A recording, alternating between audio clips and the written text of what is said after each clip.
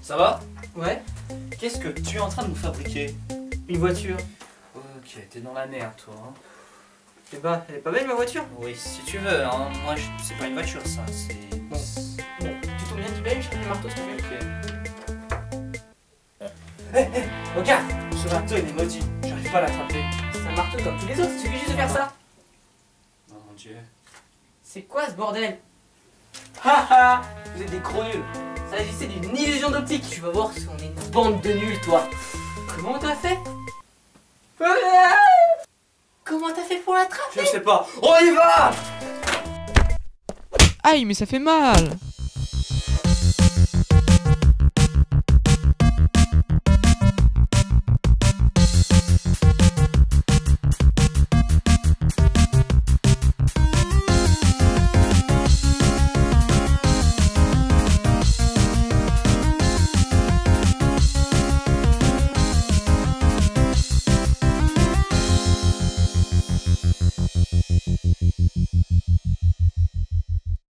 Bonjour et bienvenue à tous dans C'est de la science.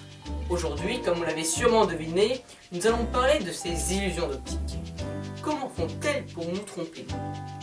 Pour comprendre ce qui se passe dans notre œil quand l'on voit une illusion d'optique, il faut d'abord comprendre ce qui se passe quand l'on voit un objet de tous les jours.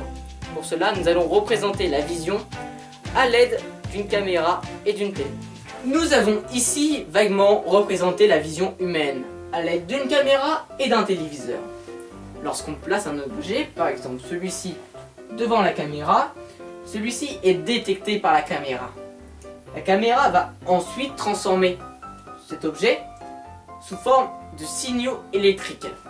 Des signaux électriques qui vont être retrouvés par le téléviseur qui va ensuite le décoder et en faire une image. Dans nos têtes, c'est à peu près le même principe.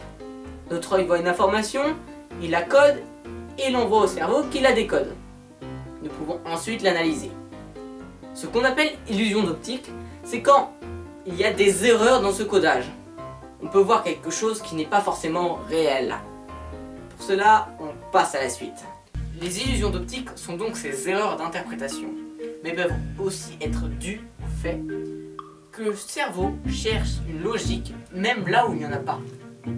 Prenons cet échiquier par exemple. Ah bah tiens, tu tombes bien. De quelle couleur est cette case? Bah, gris clair. De quelle couleur est cette case? Bah, gris foncé, pourquoi? Bon, si je fais ça.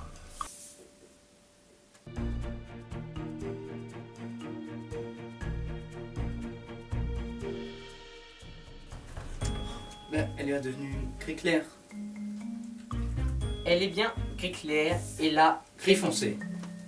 Super, quand tu changes la case, elle change de couleur. Mais comment est-ce que tu as fait? en fait, je n'ai rien fait. J'ai juste induit ton cerveau en erreur. À l'aide d'une fausse ombre. Comme je l'ai dit tout à l'heure, ton cerveau cherche un sens même là où il n'y en a pas. Il part du principe qu'il s'agit d'un vrai échiquier et que là c'est gris clair et que là c'est gris foncé. De plus, dans cette illusion, nous avons aussi des erreurs d'interprétation.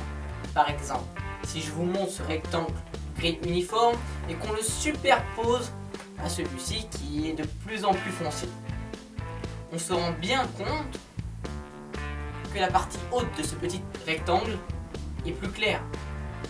On peut donc changer des couleurs en fonction de leur environnement. Nous venons donc de mettre en évidence une des nombreuses erreurs de codage. Sur ce principe, nous venons d'expliquer l'échiquier d'Adelson. Des illusions d'optique du même style, il y en a plein, comme celle-là, ou encore celle-là, mais aussi celle-là, celle-là, celle-là, celle-là. On ne voit plus. Mais quand je pense à illusion d'optique, je pense à une image qui bouge toute seule. D'où tu viens d'abord? D'un autre monde. Bon, d'accord. Prenons cette image par exemple.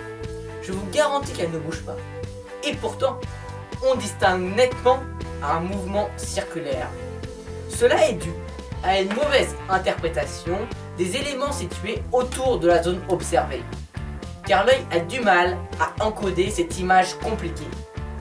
Le cerveau va donc avoir tendance à accentuer des contrastes, créer des couleurs, des perspectives, mais aussi des mouvements.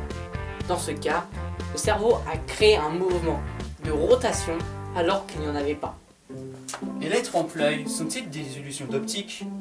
Effectivement, les trompe-l'œil sont des illusions d'optique dites artistiques, car l'artiste a fait exprès de rendre son œuvre ambiguë de manière à instruire un doute chez le spectateur.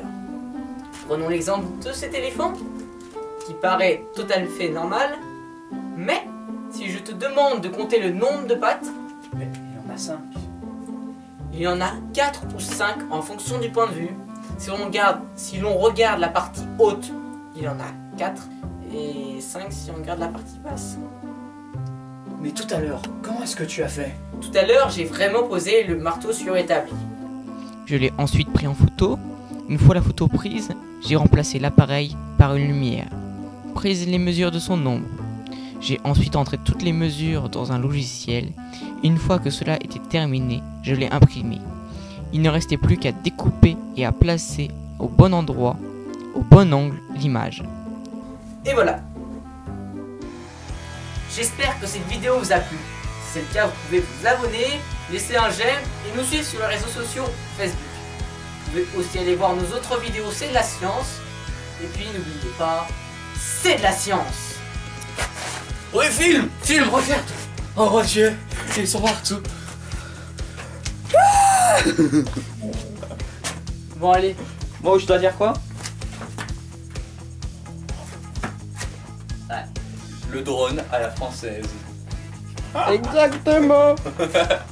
On dirait un professeur, exactement. C'est ce que je suis.